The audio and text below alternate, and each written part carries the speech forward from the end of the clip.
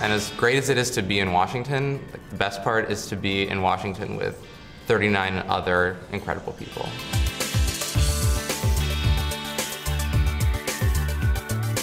I basically came up with a complete description of fusion categories of a certain kind which no one had described before.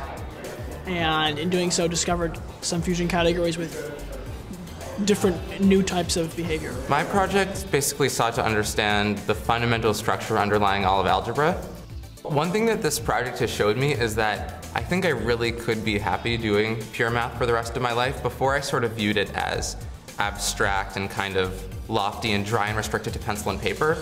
And through this project, I've seen how collaborative math can be and how interdisciplinary math can be. My research dealt with mathematical models of fluid diffusion. A lot of work has been done characterizing the behavior of these models in the simplest case, when basically everything is allowed to move in just a few directions, and when the fluid is assumed to move just by little increments. My research extended the known results to encompass more realistic situations. What I did was I found an algorithm for breaking apart something called graphs. What graphs is a network. So imagine a bunch of dots connected by lines.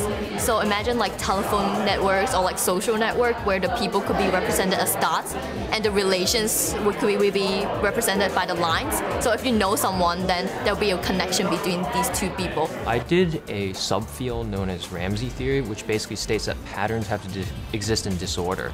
And what this means is, like, you could say like a pattern is like a set of 3 people who all know each other, or a set of 3 people who all do not know each other.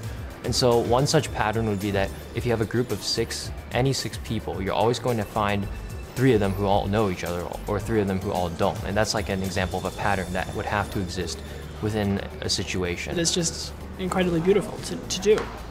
It's just when you're working on a problem, it's amazing. I remember when I was a kid reading about the Intel finalists, and so now it's kind of surreal to actually be here.